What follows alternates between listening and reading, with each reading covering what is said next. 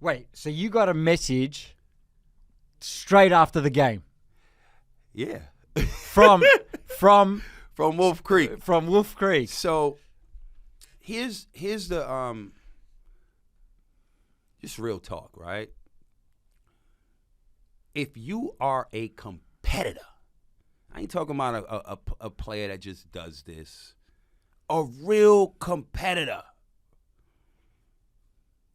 And there's a guy like me, in the position that I'm in the seat that I'm in. See, there's a lot of people that could say things but can't get that competitive beast out of you. It take one to know one, right? So I know I've done this before. If I say something, you're going to want to do, you know what? What'd he say? You know what? Let me show this motherfucker something. You play different, I talk different. So I'm one of those guys that they're watching. Look, classic example. You don't have to like my Instagram. You don't have to comment on my Instagram. I know you watching, all of you, because the voice matters. I did this. I ain't Skip. I ain't Stephen A. I've been in the trenches with this shit. So, and it matters. I'm valid in this league because I've been there and done it, right? These guys are going out there like, you know what? He talking that shit. I'm going to shut him up. Ultimately, what does that do? I'm not saying it to hype you. I'm saying how I feel. But what is it doing? It's lighting even that much more of a fire underneath you. Yeah. You're playing at a higher level. So, yes, I do motivate them.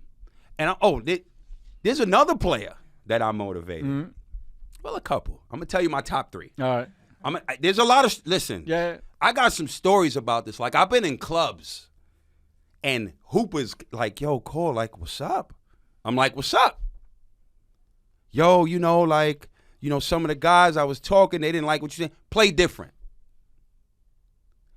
I ain't the one you could step to like that. You know what I mean? But if you step to me, let's have that conversation. Yeah. Because how I am in front of the camera is exactly how I am in real life. So anybody that ever came to me, if you got a legit argument, I'm here to listen to it. But I know what I see. And more times than not, my tone ain't changing because I'll have examples of what I'm seeing. I'm not going off of seeing this thing one time, right? So I think the real ones respect it. And that's it. You know, at the end of the day, all I want y'all to do is play better. Y'all play great. I'm talking nothing but great things. But I also got to call you up when you're not playing great. So that's the balance that when you're not playing anymore, you got to be honest. Yeah. You know, and the cool thing about that as well is I don't have any friends. Nor do I need to be friends with no players, no front office people, no nothing. You know why? If I have friends and relationships like that, what happens? It doesn't make you unbiased. I'm fucking biased. Yeah. I then become a politician.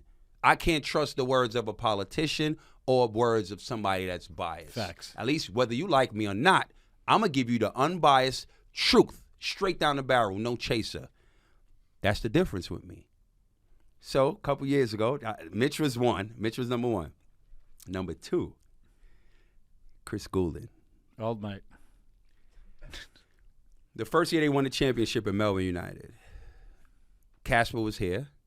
They beat Adelaide, Game 5. Josh Childress, who's in the country right now, shout out to Josh. He was playing with Adelaide Mitch. They had a crew, right? So be all of them, right? And that year started out bad. Like, Melbourne United did not look good. Chris Goulden did not look good. The shit got to a point I was like, he might need a shrink. He was shooting so bad. I said, he needs to go talk to somebody because what's going on right now, that ain't it. This is like maybe year one, Corey. So it was like, how could he say this? Who is this? You know what I mean? I had this thing going. They win. I'm in the building because I commentated that grand final game. Chris Goulden cuts the net down. finds me and goes, I was like, you got it. You're welcome. You got it. You got it. But that's how I am. It's fair play. That's how I've always been. You play different, I talk different. If I'm saying stuff that's pissing you off, slightly offends you, or fires you up to want to shut me up, and you shut me up, you got it. Yeah. I'm not a hater. You know what I mean? Like, I'm just calling it as I see it. Shout out to you. Yeah. The last one. Here we go. This might be my favorite, and it's very unfortunate that we may never see this ever again. Think like this.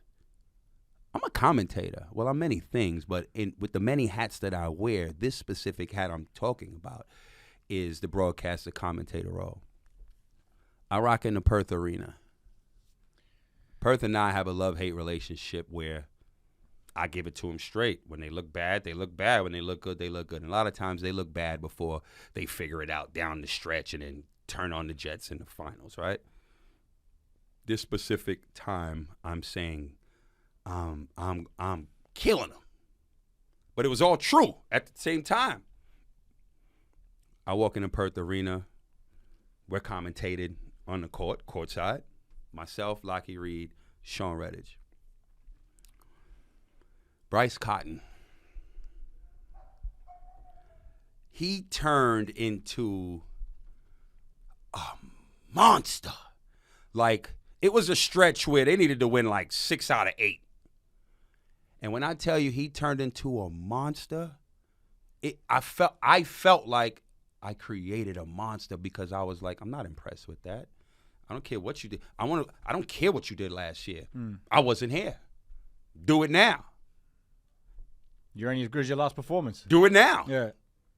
That the first year I came in, Bryce kind of had 46. I'm like, yeah, that's cool. Let me see what he about. He won MVP of the league. Damian Martin won Defensive Player of the Year. That's an incredible backcourt, right? Guess what happened? Sweep. They got swept by Adelaide. Fuck out of here, MVP. Fuck out of here, Defensive Player of the Year. When the money was on the line, what the y'all do? Yeah. Sweep. The following year, they playing bad. I'm like, they ain't winning nothing. No way. I remember this. Bryce Cotton hits a and 1-3. Boom. Gets up. The team going to help him. He gets up and turns around and comes to me. We making playoffs. When the last time you ever seen a player go check a commentator like that? You never seen it before. Not no NBL. Yeah.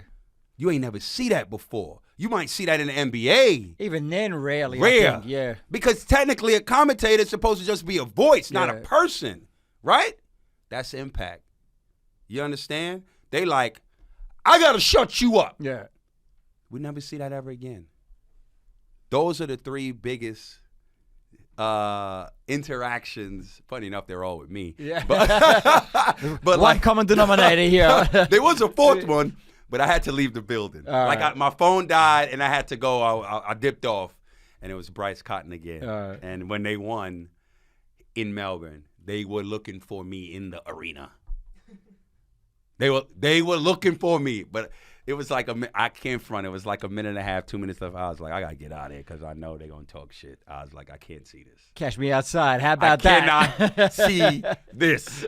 Bryce told me out. He's like, yo, I ain't gonna front, yo. We was looking for you, and you was he was like, that one right there, I wanted because we were looking for you. Those are the moments like, we'll never get back.